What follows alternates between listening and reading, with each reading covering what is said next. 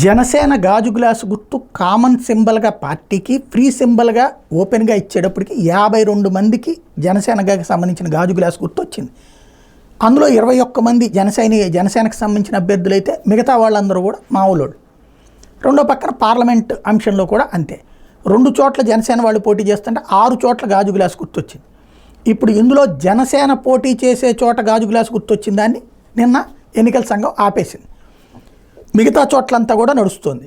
ఇక్కడ తెలుగుదేశం జనసేన మేమిద్దరం కూటమి, మా కూటమిలో జనసేన భాగస్వామి అయినప్పుడు మా కూటమి భాగస్వామి గుర్తు వేరే వాళ్ళకి ఇస్తే అది ప్రజలకి రాంగ్ ట్రాక్ వెళ్తుంది, తద్వారా ఓట్లు డివైడ్ అయ్యే అవకాశం ఉంది. కాబట్టి టోటల్గా గాజు గ్లాసు గుర్తుని తీసేయించండి, ఇంకెవరికి ఇవ్వడానికి వీల్లేదు అంటూ ఎన్నికల సంఘంలో కాకుండా ఇప్పుడు కోర్టులో తెలుగుదేశం పోరాడుతుంది. టీడీపీ జనసేన బీజేపీ కూటమిగా ఎన్నికల్లో పోటీ చేస్తున్నాయని, అందువల్ల రాష్ట్ర వ్యాప్తంగా అన్ని అసెంబ్లీ పార్లమెంటు నియోజకవర్గాలు గాజు గ్లాసు గుర్తును జనసేన పార్టీకి రిజర్వ్ చేసేలా తగిన ఆదేశాలు జారీ చేయాలని కోరుతూ టీడీపీ హైకోర్టును ఆశ్రయించింది.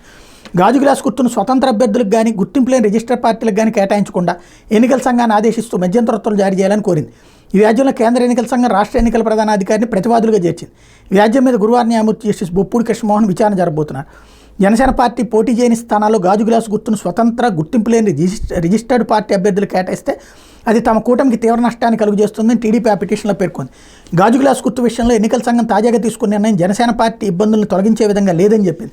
నిరక్షరాస్యులైన ఓటర్ల ఎన్నికల్లో గుర్తు ఆధారంగా ఓటు వేస్తారని, ఇప్పుడు గాజు గ్లాసు గుర్తుని ఇతరులకు కేటాయిస్తే తమకు నష్టం వాటిల్లుతుందని పేర్కొంది. అందువల్ల ఈ వ్యవహారంలో జోక్యం చేసుకోవాలని కోరింది. ఇవాళ ఏం తీర్పిస్తుందో చూడాలి.